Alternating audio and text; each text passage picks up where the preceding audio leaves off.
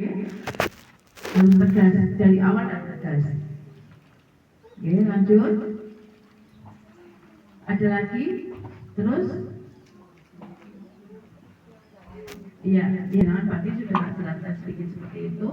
Jangan punya bayangan nanti pertanyaannya kaitan sama siswa deteksi. Mengenal dan deteksi dini perilaku sosial pada anak berkebutuhan khusus dan autisi. Autisi itu autisme berdiri sendiri. Terus anak berkebutuhan khusus itu ada disabilitas tuli, disabilitas mata, disabilitas daksa, ada tunadaksa, ada tunagrahita. Tunagrahita itu Down syndrome, sing wajahe padha. Itu namanya disabilitas grahita.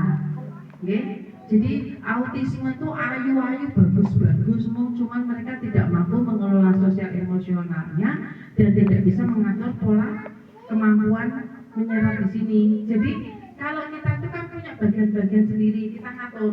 Ini jam sekian-sekian saya KKG. Nanti habis KKG saya pulang mampir pasar, dari pasar saya tiba-tiba baru absen seperti itu. Nah kalau anak-anak autisme itu dari siji berat, seolah-olah mau dikerjakan semua tapi orangnya tidak di sini. Sing akhirnya keluar tantrum, bengong, blank seperti itu. Oke? Kenapa sering anak autis mengamuk dan marah tiba-tiba padahal ayu bagus? Diajari yang bisa tuh. Ya karena tidak bisa mengelola emosi itu tadi. Karena mereka tidak bisa interaksi sosial, tidak bisa berkomunikasi sosial. Mereka tidak bisa bicara dua arah, hanya satu arah. Kalau dia lagi mau bicara, bicara. Kalau diajak bicara, dia nggak mau jawab. Gitu. Oke, lanjut ke bawah. Deteksi dini pada anak berkebutuhan khusus adalah terus nanti bisa minta materinya sepanitia. Proses pengamatan tumbuh kembang anak sejak usia dini untuk menemukan hambatan atau penyimpangan salah tepat. Tujuannya adalah agar anak mendapatkan intervensi medis, terapi, dan dukungan pendidikan yang tepat untuk mengoptimalkan potensi masa depannya. Nah, kalau panjenengan ketemu DS-nya itu nggak bisa tenang, seorang ngenang-ngenang. Panjenengan kalau sudah secara fisik itu terlihat sebagai ABK, panjenengan bisa menyarankan untuk ke sekolah khusus dari awal. Okay? Yang tidak bisa menyarankan ke sekolah khusus itu anak-anak yang dengan gangguan kesulitan belajar yang tadi saya ceritakan itu sama autisme, karena secara fisik nggak akan terlihat. Okay? Tuh. Ayo lanjut. Nah, indikator tanda peringatan Bu, saya tadi jelaskan semuanya. Dari komunikasinya, ada terlambat bicara, kurang merespon panggilan atau kesulitan merangkai kalimat. Oke? Ciri-cirinya, peringatannya, indikatornya ini. Berarti ada 1, 2, 3, 4, komunikasi, sosialisasinya bagaimana, perilakunya bagaimana, motornya bagaimana. Gerakan tubuh berulang-ulang tanpa tujuan, sangat sensitif dengan suara. Ketika ada suara langsung jongkok, duduk tutup telinga. Itu sudah tidak perilaku aja. Di dalam kelas tiba-tiba ada suara dangdung banter apa motor, wang, tutup suara blender barang, misalnya lagi blender, tutup telinga, jongkok, jerit-jerit. Ini berarti gangguan sensori auditori. Gak bisa dengan suara-suara kencang. Terus cahaya Bu, nggak mau dia musik. Ada yang maunya di bawah meja, ada. Itu sudah tidak wajar. Terus menghindari sentuhan fisik. Yang namanya gangguan sensori perebaan itu nggak mau dilus Bu, dipeluk, dilus-lus. Coba di kelas panjenengan muter. Lagi ngerjain tugasnya semuanya sama guru di kelas gini, gimana? Bisa kan Mas? Gini, dia mulut kayak ular keket kurang. Nanti ular sing nengone pelempur, pertak-pertak anu dilus ini. Nah saya mungkin gimana? Jenengan oke. Nah, terus jenengan nyeplak tangan dilek. Nah, ini jenengan. Ini kalau ketemu seperti ini justru setiap hari jenengan diadakan seperti itu untuk menghilangkan gangguan sensori perabaannya. Kalau seperti ini jenengan di boarding dengan diri sendiri. Oh, ini Jumat olahraganya orang nganggo sendal, orang langsung waktu. Tak kono aku nih klikil-klikil. Kamu sih nangis, orang gelem. Itu gangguan sensori perabaan. Oh, kayaknya sesuk Jumat wong tuane tak kon nggawa ampas klopo tak kon remes-remes dikek warna. Itu. Jadi, Bu, besok cuma padha masak klopo. Peresane ampase klopo dibawa satu mangkok kecil. Jenengan sedia warna makanan. Nanti ditaruh di tempat. Jadi satu kelompok itu pakai papan, satu kelompok 5 anak atau 3 anak dikasih warna suruh diremas.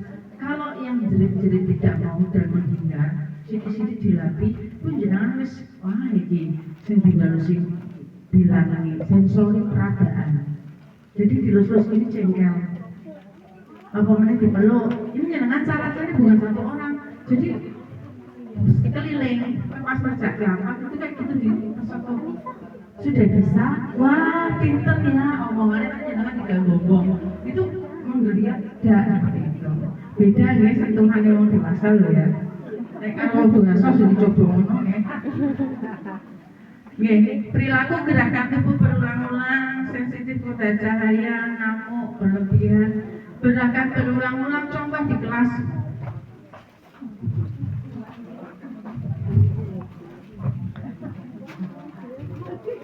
Ini namanya hand breathing. Hand breathing ini adalah steaming. Steaming itu STIMMING. Steaming itu adalah stimulasi berlebihan. Iya, ngopi yang premen ngerokin dalan. Ada yang gini. Ya gitu. Biar kan skalor.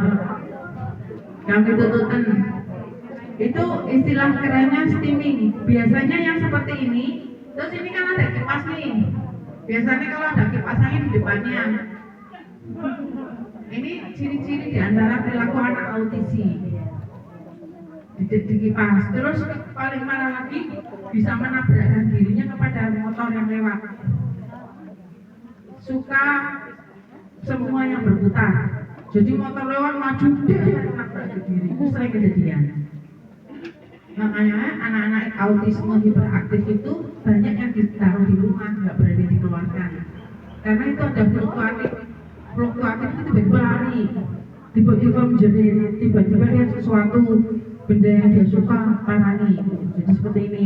Ada yang gini. Ini steaming. Kalau ada boleh seperti itu, parani pakai hentak bukan gentak. Hentak terapi coba dengan asal yang ini. Ini ceritanya di kelas kayak gini, jalan gini. Tidak, tangannya tidak seperti itu. Bukan pakai jangan.